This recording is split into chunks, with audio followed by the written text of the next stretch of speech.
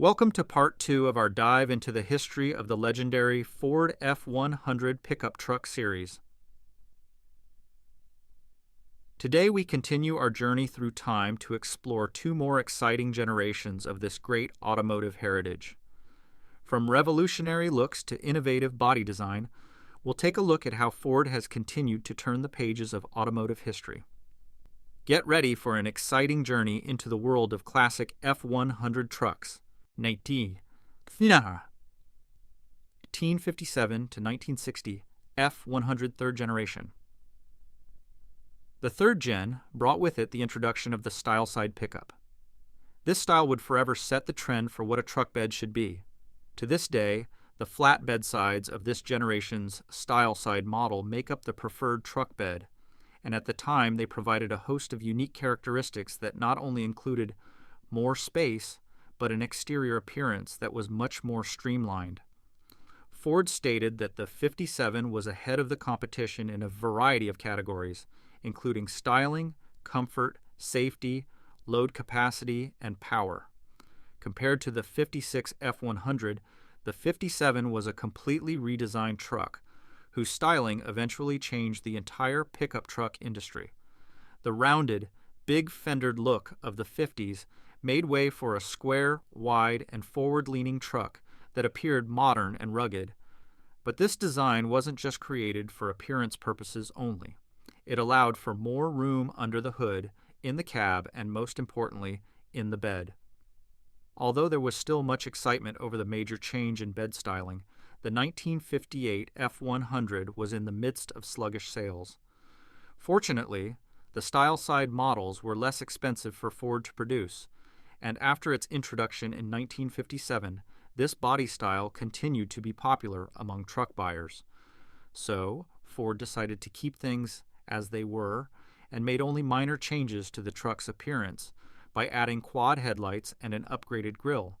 The quad headlights distinguished the 58 from the previous year trucks. The new grille emphasized the lights with a large crossbar that ran across the front and has an egg crate center section. This made the 1958 strikingly different without having to make a major makeover. The 1959 visually did not appear much different from the 1958, with the exception of a new grille. The wide center bar was progressively getting smaller from the time it appeared on the 57 model year truck. The newer 1959 grille had 4 center bars around a slightly thicker one at the top. The grille still wrapped around the 4 headlights, however.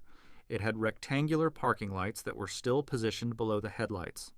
A larger intake in the front of the hood featured a mesh grille with the Ford lettering across the front of it. The rest of the body remained the same as in 1958. Ford kept on playing around with the front grille, and in 1960 changed it so that the top crossbar was larger than the inset bars below it. The grille still wrapped around the quad headlights, but now the parking lights were inserted into the grille. The air intake on the front of the hood was also changed. Instead of the mesh grille, Ford added 2 separate intake openings and added a new gear and Lightning Ford crest. The side hood emblems also changed and featured a rocket with the Ford emblem. The rest of the truck's exterior remained pretty much the same as it did in 59, but many small refinements were made. 1961 to 1966 F-100, 4th generation. The Ford designers were quite good at pushing the envelope of design on their F-Series trucks and continued to lead the pack in truck design and function. This new generation released the very controversial unibody design, incorporating the style side bed with the cab. Although short-lived, it is one of the best-looking F-100 AS ever made. Ford designers thought to integrate the bed and cab so there was no separation between the two, allowing the truck to have a continuous piece of sheet metal from the cab to the back of the bed. Although it appeared as a design characteristic that would majorly enhance the appearance of the truck, the concept actually made it less expensive to produce. Using fewer sheet metal stampings lowered the costs. In addition, the bed sides required fewer attachment points, as they were welded to the door sills and also created the back of the cab.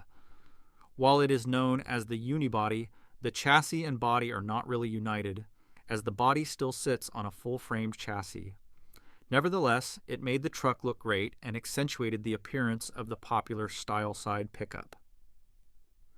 In addition to all of this, Ford touted that there was more space in the bed. The new cargo area provided 9 cubic feet of additional space than previous models had, equaling 16% more load space. Changes to the grille were quite different from those on previous models. Ford went back to using 2 headlights instead of 4, and the 1961 grille was now sleeker, slimmer, and more modern. It had 2 horizontal bars with headlights at each end. The Ford letters were set into the center of the grille, which has a wide opening stretching across the front, and the entire grille was surrounded with a molding. The hood of the 61 F-100 was still very square, but sleeker in appearance, with 4 vent openings underneath the pointed edge that ran along the entire front width of the hood. The Ford truck badge was centered on the front of the hood, and the sides used the rocket-style Ford F-100 Spear emblems. Not much changed on the 1962 model F-100 pickups, but the overall truck business was rapidly growing.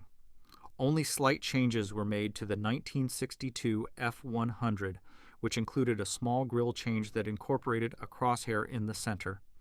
The Ford lettering was moved above the grille, just under the 4 hood vents. The rest of the truck's body remained the same, including the front and side emblems. The truck got a few minor changes, as in most years. A new grille gave the truck a more modern look and made it easily identifiable from the previous 61 and 62 models. It was now made up of aluminum with 4 horizontal bars that had 6 small vertical sections. They also revised the hood ornament. For the V8 model, it has the V8 crest. And on the 6-cylinder models, it stayed with the sprocket on lightning bolt. The side emblems changed, and a chrome side trim, which extended from the front to the rear of the truck on the custom cab package. In 1964, the Unibody was completely phased out of production, and the F-Series received some changes. One of the most notable changes was that the roof was 1 inch higher, giving more headroom inside the cab. The only real appearance change was the new grille. It was a little similar to the 63 grille, but now consisted of 8 open squares across the front, divided into 4 vertical rows. The headlights still had the chrome surround. The Ford letters above the grille were now more spaced apart. Another notable part on the 64 was the all-new bed. The non-Unibody 63S were called wrong beds, since the body lines from the cab and bed didn't match. In 64, Ford created a bed that gave the truck one solid body line, and it looked very fitting to the truck.